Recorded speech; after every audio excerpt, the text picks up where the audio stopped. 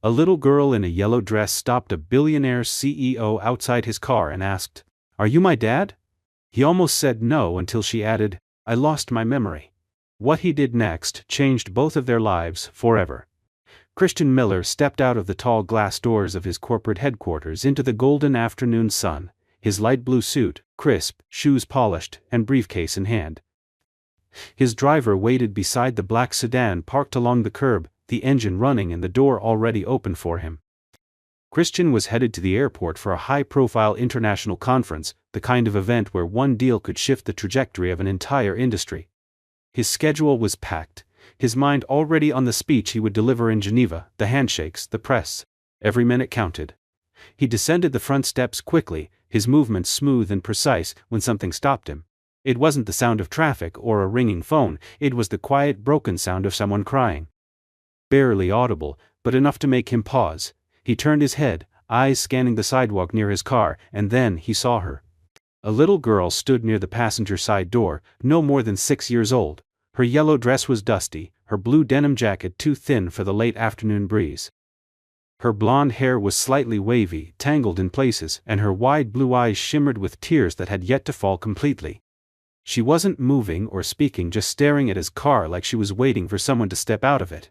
At first, Christian assumed she was lost, maybe separated from a parent or part of a school group nearby. He looked around instinctively, searching for an adult, but the sidewalk was otherwise empty. No one seemed to notice her, no one seemed to care, and that struck him. She looked so utterly alone. He hesitated only a moment before stepping toward her. As he neared, she looked up at him, not with fear, but with something far more devastating: hope. "Sir, I lost my memory. Are you my dad by any chance?" she asked, her voice small and unsure, as if even she wasn't certain whether she believed what she was saying. Christian froze mid-step. It wasn't the question itself that stunned him, but the sincerity in her voice, the desperation buried beneath it. It wasn't some childish game. There was pain there, real confusion, real fear. He crouched slowly in front of her, his expression softening despite the storm of questions already swirling in his mind. She looked directly into his eyes, and something about the way she did it, so open, so trusting, cut through every layer of logic he had. For a moment, the world around them faded. The car, the airport, the importance of his schedule. All that remained was this fragile human question from a little girl with no name and nowhere to go. He didn't know why he said what he did next. It wasn't rational, it wasn't planned, but it was immediate, from somewhere deeper than reason. "No," he said gently, "but I think I just became him." And in that moment, everything in Christian's life began to change. Christian didn't return to his car that afternoon. Instead, he called his driver and told him to cancel the airport drop-off, reschedule the flight, and hold all further calls unless it was urgent. His assistant's voice on the other end was panicked, reminding him that the Geneva appearance had been booked months in advance, that the press was expecting him, that investors would be watching. But Christian barely heard her. The only thing he could focus on was the little girl sitting quietly in the back of his office, wrapped in one of the building's emergency blankets, her small hands holding a cup of warm tea too big for her fingers. He had brought her up through the private elevator, avoiding the lobby traffic, and settled her into the executive lounge normally reserved for board members and international clients. It was sterile, corporate, filled with cold art and sleek furniture, but it was safe and quiet. She hadn't said much after their first exchange. She followed him without protest, her trust both heartbreaking and terrifying. After a few minutes of silence, he sat across from her and tried again. "Do you remember anything else? Your name, where you live, anyone you know?" She shook her head slowly. "I woke up on a bench near a fountain. There were people walking by, but I didn't know any of them. My head hurt. Then I saw your car and thought, maybe." Christian tried to keep his expression calm, but every word hit him like a weight. He contacted the police and filed an official report. A social worker was dispatched to the building, along with a medical team. While they examined her, Christian stood back, arms crossed, his mind racing. How does a child just appear? How does a girl this small end up alone, disoriented and clearly traumatized without anyone noticing? The medical evaluation showed no signs of injury, no visible trauma. Physically, she was healthy, but her memory loss was concerning. The psychologist, a kind middle-aged woman named Dr. Vargas, explained that the girl was likely suffering from dissociative amnesia, typically triggered by extreme stress or trauma. The mind has a way of protecting itself, she said. When something is too painful or terrifying, the brain can shut off access to certain memories as a form of defense. Christian listened carefully, absorbing every word, but his eyes kept drifting back to the girl. She sat quietly now, swinging her legs slightly as she stared at a painting on the far wall. She wasn't afraid, she wasn't fidgety. She simply existed in the room, like someone who had been drifting alone for a long time and had finally landed somewhere still. The authorities told Christian they would begin checking missing child reports and family databases immediately.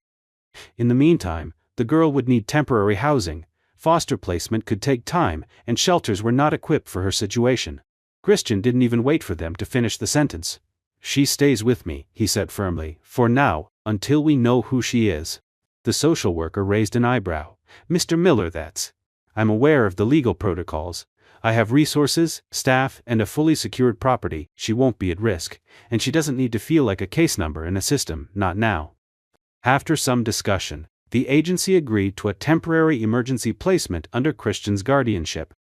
They would conduct a home visit, run background checks, and keep in regular contact, but for now she was allowed to leave with him.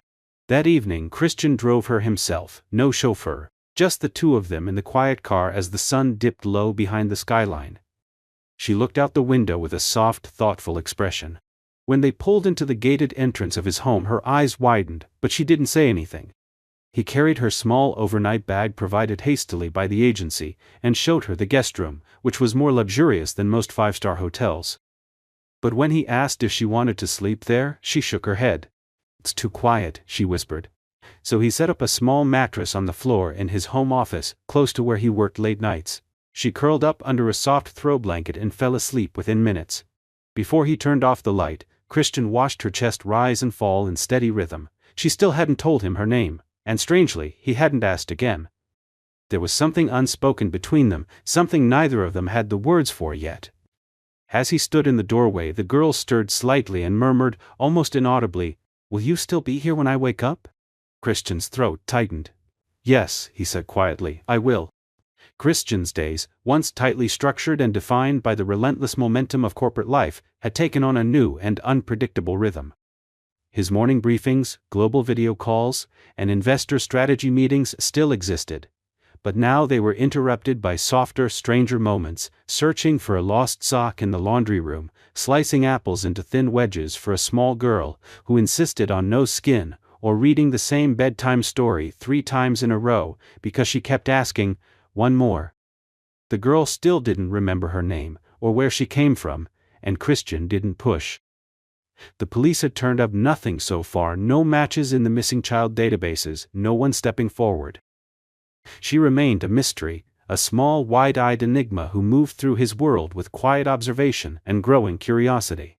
He had started calling her Lily. It came naturally, as if the name had found him rather than the other way around. He mentioned it once, gently, after she helped him feed the koi fish in the backyard pond, and when she responded without hesitation, the name stuck. She seemed to like it, she never questioned it, and each time he said it, something warm stirred in him, something protective, something grounding. What unsettled him, however, was how quickly Lily began to adapt to his life. She was not like other children he had encountered. She didn't complain. She didn't ask for toys or throw tantrums or whine when things didn't go her way. She watched everything with calm, intelligent eyes. She asked questions about things most children ignored: how his car's engine worked, why elevators needed counterweights, what made the moon move across the sky. Once, while walking through his home office, she stopped in front of a technical schematic on the wall, a detailed cross-section of an experimental turbine his company was developing. "That part will overheat if you run it too long," she said, pointing at a specific node in the drawing. Christian had blinked in surprise. "What makes you say that?" She shrugged. "It looks too thin, the heat won't move away fast enough, I think it would crack." He stared at her. His engineering team had spent months debating that exact concern. The final design hadn't addressed it fully yet, but how could a 6-year-old girl with no memory know that?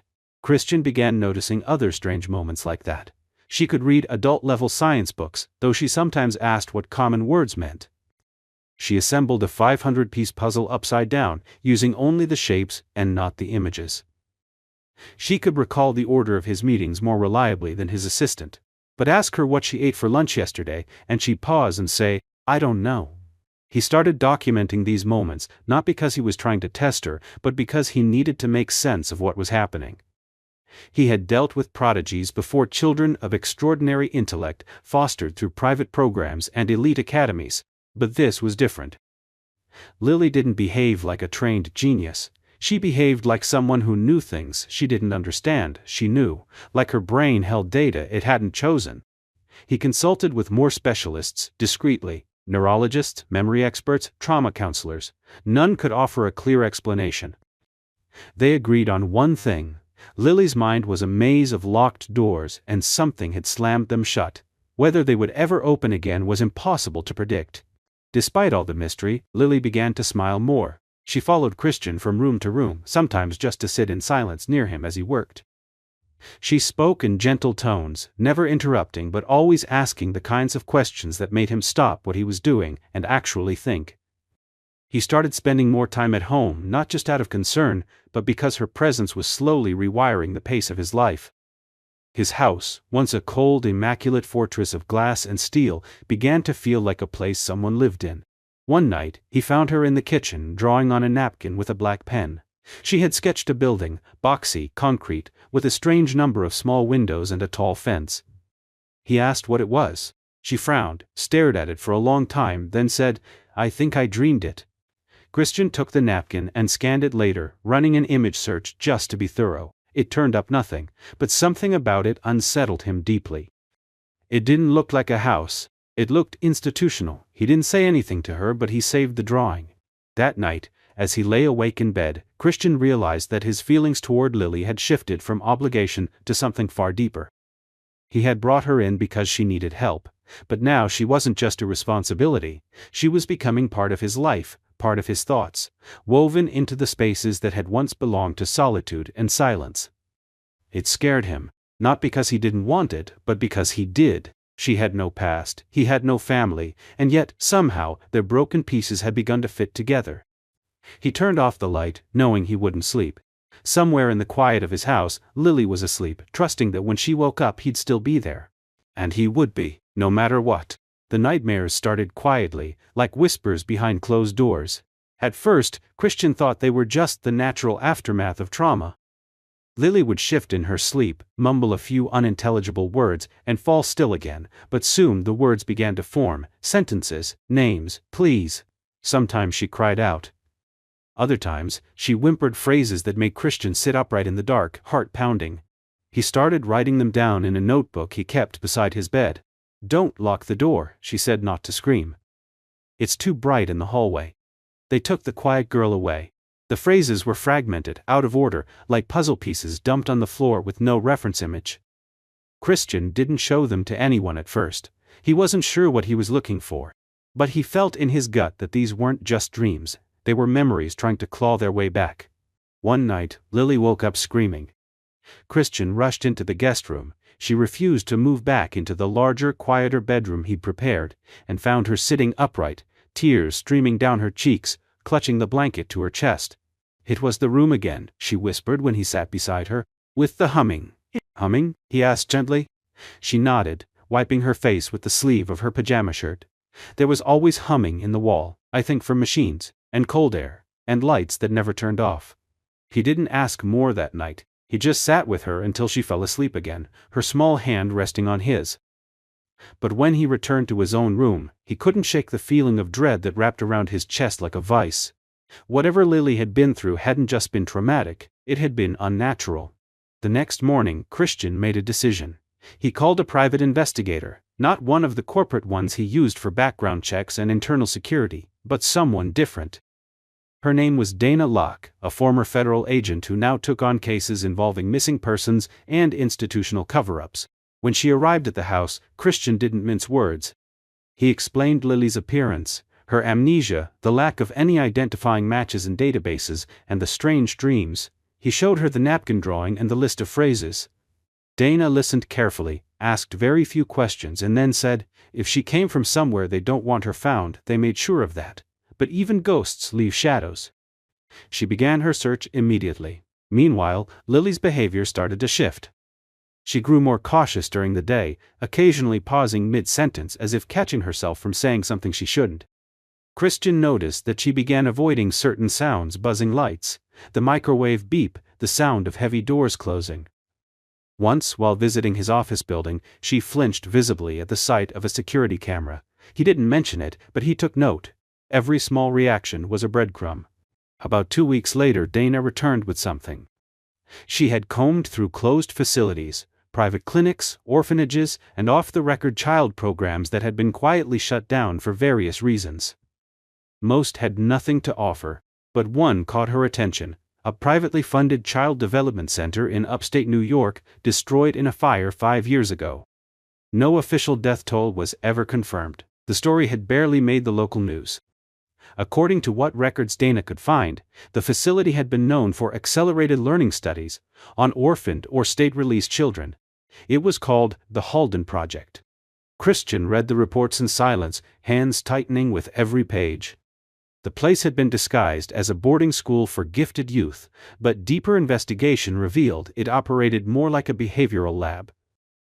Children were subjected to environmental testing, prolonged isolation, light manipulation, memory reinforcement protocols. In some cases, early-stage pharmaceutical treatments. The staff names were redacted. Funding was traced to a front company that no longer existed. The building had burned down. According to the file, all children were presumed dead. No survivors listed, no bodies identified. Christian placed the napkin drawing Lily had made next to a photo Dana had recovered of the Halden facility. The resemblance was exact: the fence, the proportions. She hadn't dreamed it. She had remembered it. That night, he didn't tell Lily what he had learned. She had just begun to smile again, to laugh without hesitation, to sleep more soundly after weeks of unrest. But Christian knew the day was coming when the past would knock on the door. They had both hoped would stay closed. And when it did, he would be ready. Because no matter who she was, no matter where she came from, he had already made a silent vow the moment she looked up at him and asked if he was her father. He was. And he wasn't going to let the past take her away. Christian sat in his office late one evening, long after the house had gone quiet. The only sound was the soft ticking of the antique wall clock and the occasional creak of old wood under the walls. Lily had gone to sleep hours ago, her stuffed rabbit tucked safely under one arm, the other loosely curled around her blanket. She hadn't had a nightmare in several days, which felt like a small miracle, but Christian's mind couldn't rest. The file on his desk glared up at him, like a wound still bleeding: images of the Halden facility, a map of the fire damage, the fake corporate names tied to its funding, and a scanned copy of the building's original floor plan. Lily had drawn that layout from memory. He kept returning to the same question: how had she gotten out? If the fire had destroyed everything, if no one had been reported missing, how had she survived? Who had helped her? The official reports were riddled with gaps. The staff had disappeared after the incident, the owners had claimed no knowledge of internal operations, and every trace of the Halden project had been buried. If Dana hadn't dug so deeply, it would have remained forgotten, as if the children inside had never existed. But Lily had existed, and somehow she had escaped. Christian's hand hovered over the phone for a moment before he picked it up and dialed Dana. She answered on the second ring. He didn't bother with greetings. "I need you to find out how she got out of that building. I need to know who else was there." Dana hesitated, then said, "I've been working on that. There's one survivor, not a child, an employee, a night nurse. She never testified, no record of her in the final reports. I only found her because she filed a quiet workers' comp claim for smoke inhalation 2 months after the fire. Then she vanished." "Where is she now?" "I think she's in Ohio, changed her name. She's using an alias, but I have a lead. Give me a few days." Christian exhaled slowly. "Find her." The following week passed in a strange fog. Christian maintained the illusion of normalcy for Lily's sake, helped her with puzzles, made breakfast, took her to the library, watched her bounce through the halls like a child discovering the world for the first time. But inside, he felt the storm building. He couldn't tell her what he knew, not yet, not until he was sure. She was happy, in a fragile, cautious way. Every small moment of trust she gave him was a gift he refused to betray. Then, on a rainy Thursday morning, Dana called again. Her voice was different this time, calmer but edged with something urgent. "I found her." Her name is Evelyn Maris now. She lives in a small town just outside of Columbus. She agreed to meet. She remembered Lily, she said. She never forgot her. Christian flew out the same day. No press, no assistant, just a borrowed jacket and a baseball cap, traveling like a man with no name. The meeting was arranged in a modest diner on the edge of town. Evelyn arrived early. She was in her 50s, worn down by life, her hair grayer than it should have been, her eyes cautious but sharp. When Christian introduced himself and showed her Lily's recent photo, Evelyn covered her mouth and began to cry. She was the quiet one, she said, never caused trouble, always drawing. She didn't talk much, but she watched everything, like she knew things we didn't. Evelyn told him about Halden. About the program that ran behind locked doors, disguised as educational development, but structured more like a behavioral lab. Children weren't taught, they were studied. Memory games were used as tests, not lessons. There were no field trips, no holidays, no parents, just endless routine, controlled diets, observation rooms. Some children cracked, others went silent. Lily had stayed strong until the fire. Evelyn hadn't started it, but she had seen who did. An older girl, maybe 10 or 11, had found a way to start a fire in the supply wing. She had set it deliberately, using stolen chemicals from a maintenance room. Evelyn never knew her name, only that she whispered to Lily constantly and seemed to be the only one Lily truly trusted. The girl had pulled Lily from her bed that night, told her to run, and pushed her out through a service tunnel while the flames spread. She saved her, Evelyn said, voice trembling. She didn't make it out herself. Christian sat frozen, his fingers curled around his coffee cup. You're sure? Evelyn nodded. I saw them. I helped lift the hatch. I was too afraid to leave, but that girl, she was brave, she said. If she forgets, tell her she mattered. Christian couldn't speak. For a long time, neither of them did. When he finally returned home, it was already dark. Lily was asleep on the couch, curled under a blanket, a drawing clutched in her hand. He picked it up carefully. It was the building again. But this time next to it, she had drawn a second figure, a girl, older, with long hair and kind eyes. On the bottom, in shaky block letters, Lily had written, "She helped me, stat it." Christian sat beside her, brushing her hair from her forehead. He didn't wake her. He just watched her sleep, thinking of the girl who had sacrificed herself for someone smaller, quieter, more fragile, and wondering if that kind of courage was something that lived on in the ones who were saved. He didn't know if Lily would ever remember everything, but he knew one thing with absolute certainty: she was never alone that night. And now, she never would be again.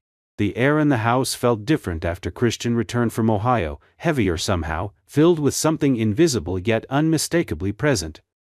He hadn't told Lily about the woman he had met, or the truth she had revealed about the fire, the girl who had saved her, the underground tunnel, the unspoken trauma hidden beneath years of silence. He wasn't sure if Lily was ready to hear it, or if she even needed to. She was still just a child, with delicate fingers and soft dreams, and a mind trying to rebuild itself from the ashes of a past it had every right to forget. But Christian couldn't forget. Not anymore. He stayed up late that night, sitting at the long kitchen table with a cup of untouched tea, staring out the window into the dark backyard where the garden lights glowed faintly beneath the trees. His thoughts circled around the nameless girl Evelyn had described, the one who had led Lily out.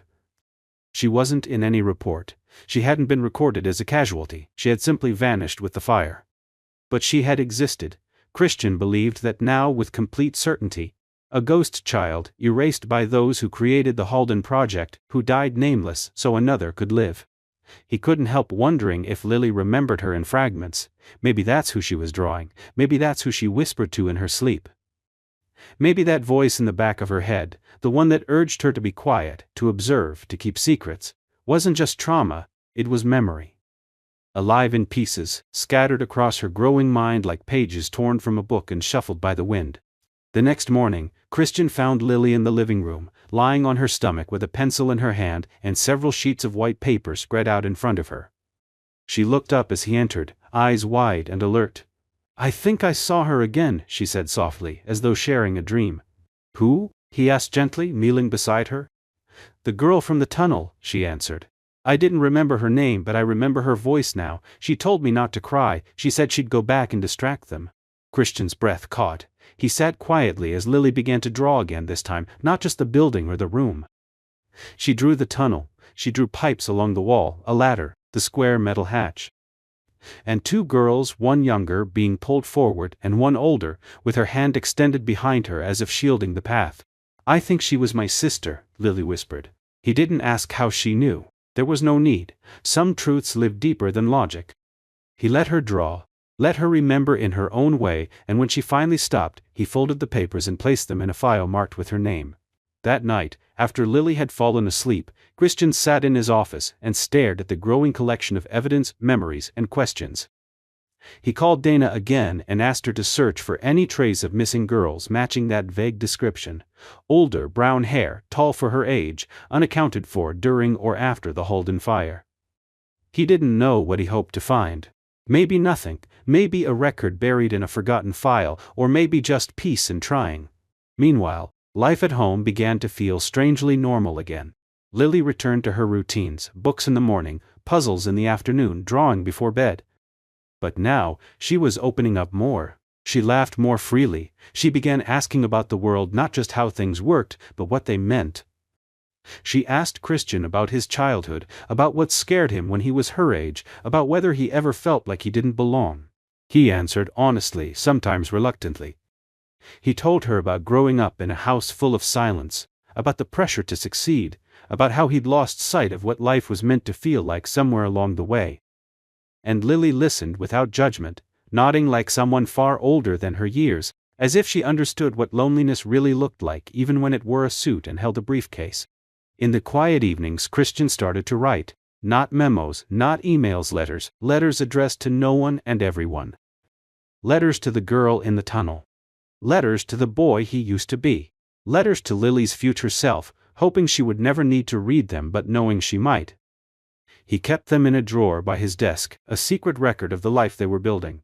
Then, one morning, a letter arrived at the house. There was no return address. The envelope was old and creased, the ink slightly faded. Christian opened it at the kitchen table, heart already pounding because somehow he knew this would be different.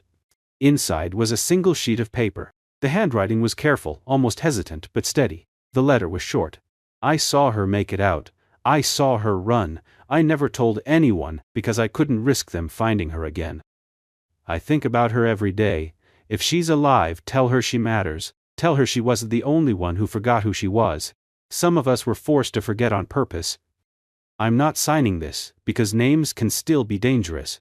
But I remember her, and I remember the girl who gave her freedom." Christian read the letter 3 times before he looked up. He didn't know how it had found them, but it had. And it confirmed what he already suspected. They were more like Lily, forgotten children with stolen memories, scattered across the world, waiting to feel safe again.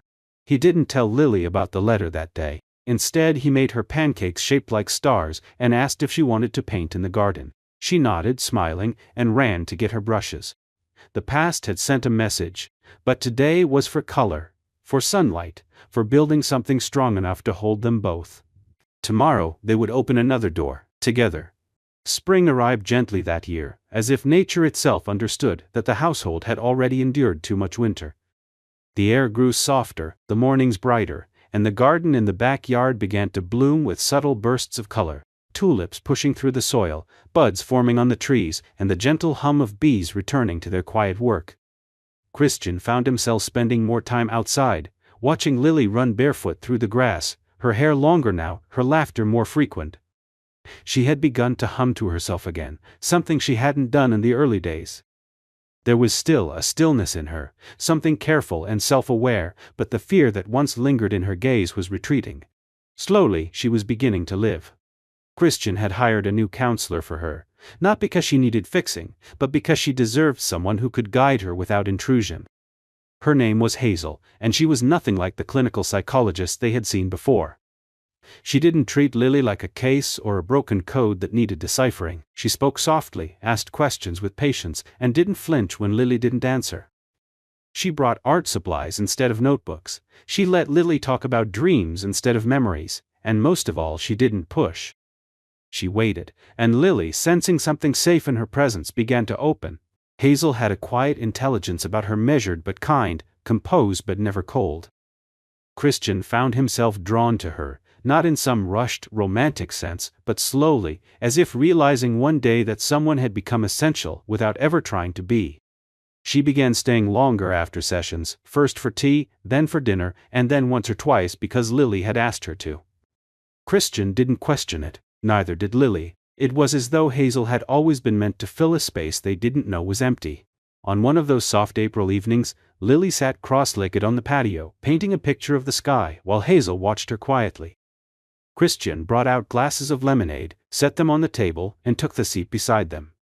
"She says she dreams of a big window," Hazel said quietly. "One that looks out into trees, not walls. She says it feels real, but she doesn't think it happened yet." Christian nodded, his gaze drifting to Lily, who was now adding small stars to her sky even though it was still daylight. "Maybe she's imagining a future." Hazel smiled gently. "Maybe she's remembering the one she wants." Later that night, after Lily had fallen asleep and the dishes had been put away, Hazel stood by the doorway, ready to leave, when Christian spoke. "You've done more for her than you realize," he said. "You helped her feel human again." Hazel looked at him for a long moment before replying. "She always was human, Christian. She just needed someone to stop treating her like evidence of something broken." He nodded, his voice softer now. "And what about me? What do you think I needed?" She stepped forward, closer, her expression warmer than he'd seen before. "Maybe just someone to remind you that loving doesn't mean losing." They didn't kiss that night. There was no dramatic pause, no cliché music in the background. Just the quiet understanding that something real was building between them. Slow, steady, honest. It was a few weeks later, on Lily's birthday, that everything changed again. She had asked for a small gathering, just the three of them, pancakes for dinner, and a campfire in the backyard where she could toast marshmallows and tell ghost stories that weren't scary at all. Christian had strung lights along the trees, Hazel brought hand-drawn cards, and Lily wore a paper crown made from a cereal box. After dinner, as they sat around the small fire, Lily turned to Hazel and asked, "Can I call you something?" Hazel tilted her head. "Of course, what is it?" Lily hesitated. Then, very quietly she said, "Can I call you Mom?" Hazel's eyes welled instantly, but she didn't rush to respond. She leaned forward, took Lily's hand and said, "Only if that's what you want, and if you ever want to change your mind, I'll understand." Lily didn't answer. She just leaned against Hazel's shoulder and stayed there until the fire died down. Later that night, Christian and Hazel stood in the kitchen, the quiet hum of the refrigerator, the only sound between them. "She called you Mom," he said, almost in awe. Hazel nodded. "I wasn't expecting it." "I was," he said, turning to face her. "She's always known who her people are, even when the rest of the world failed her." Hazel watched him for a moment, searching his face. "She's not the only one," she said. Christian reached into the drawer by the sink and pulled out a small velvet box. He had kept it for months, unsure of when the moment would be right, unsure if there would ever be his right time after all the wrongs they'd endured. But tonight, the firelight still warm in their memory, the name, Mom, still echoing in the walls he knew. He opened the box slowly, revealing a simple silver ring with a small sapphire in the center. "I'm not asking for perfect," he said, "and I'm not asking you to fix anything. I just want to build something new, with you, with her, together." Hazel didn't cry. She just nodded, then stepped forward and kissed him with a kind of quiet certainty that didn't need to be explained. The house was still. Lily slept peacefully in the room next door. And for the first time in years, Christian felt that home wasn't a place, it was a person, maybe two, maybe three. Years later, when people asked how it all began, Christian never told them the version that made headlines. He didn't mention the boardroom he walked out of, the international flight he missed, or the billion-dollar meetings that were pushed aside the day a 6-year-old girl in a yellow dress looked up at him and asked, "Are you my dad?" Those things didn't matter anymore. What mattered was what came after the parts. No one could script or plan, the parts built quietly like a bridge laid stone by stone across a gap no one had seen until it was crossed. Lily had grown. She was 12 now, tall for her age, still sharp-eyed and observant, but no longer guarded. Her hair was longer, often tied back in a braid, and her voice had taken on a quiet confidence. She still loved the stars and drawing buildings she remembered only in fragments, but now she played piano and asked about history and read books that made even Christian feel slightly outpaced. Her nightmares had become rare, fewer and farther between, and when they came, she no longer screamed. She simply crawled into bed between him and Hazel, curled up like she used to when she was small, and went back to sleep knowing they'd still be there in the morning. Hazel had stayed, not just in the house but in every part of their lives. She and Christian were married on a foggy autumn morning in a small clearing behind their home. No press, no announcements, just Lily holding both their hands, beaming like she'd kept a secret that had finally come true. Hazel continued her work as a counselor, but now specialized in children like Lily kids, with gaps in their stories, invisible bruises in their memories, voices that were too quiet for most to hear. She said very little about her clients at home, but sometimes, when Christian passed her study in the evening, he would see her writing letters to families, drawing simple charts, or quietly crying alone because some things still hurt even after they've healed. Christian had changed too. He still ran his company but from a different perspective. He let go of the constant pursuit of scale and instead focused on ethics, on mentorship, on programs that could lift others up instead of leaving them behind. He started a foundation for children with lost records, helped rebuild schools in rural towns, and funded new research into memory trauma. But at home, he was simply Dad, the man who burned toast every Saturday morning, who forgot picture day, who told the worst jokes but laughed the hardest at them. One late spring evening, as the sky darkened into a rich soft blue and the first stars blinked into view, the family sat together on the back porch. It had become a ritual: tea for Hazel, coffee for Christian, hot chocolate for Lily, even in warm weather. They didn't talk much on those evenings, they just watched the sky, waited for the moon, and listened to the quiet comfort of belonging. That night, Lily handed Christian a notebook she'd been working on. On the cover, written in large, careful letters, were the words, "My Real Life." He opened it, expecting sketches, but found pages filled with writing her memories, her dreams, fragments of the past she could now remember, and the ones she had decided to leave behind. There were pages about Hazel, about school, about the first day she called him Dad. And then there was a single sentence written in blue ink, centered on a page by itself. "I got lost and found myself again in the space where someone stayed." Christian's throat tightened. He closed the notebook gently and looked at her. "Do you feel like you found your place?" he asked. Lily nodded. "I don't remember everything, I don't think I want to, but I remember enough. I remember love, and that's more than I had before." He reached over and wrapped his arm around her shoulders, pulling her close. Hazel leaned in from the other side, resting her head on his shoulder. The three of them sat like that in silence as night closed in around them. At the edge of the garden, fireflies began to blink. The air was full of soft light and memory, and the steady, unshakable rhythm of a home that had been built not from perfection, but from presence. And somewhere deep in Christian's heart, he thought back to that moment years ago, on the sidewalk, outside his car, when everything had still been unknown, and realized something simple and beautiful. He hadn't saved her, he had saved him, and now, at last, they were both free. The ending of this story, to me, is not about closure. It's about transformation. It doesn't wrap everything up with a perfect bow, because real healing rarely does. Instead, it shows what happens when someone chooses to stay not out of obligation, but out of love. Christian didn't rescue Lily in the traditional sense. He listened, he believed her, he made room in his life where there had been none.